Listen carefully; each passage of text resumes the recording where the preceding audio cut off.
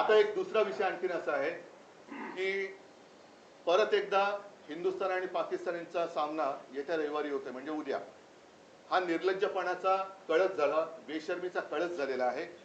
एका बाजूला आपल्या सैन्यासाठी सोलारचे टेंट बांधून देणारी टेक्नॉलॉजी देणाऱ्या सोनम वांगचुक यांना देशद्रोही ठरवलं जातं, त्यांना अटक केली जाते, रासुकाखाली अटक केली जाते.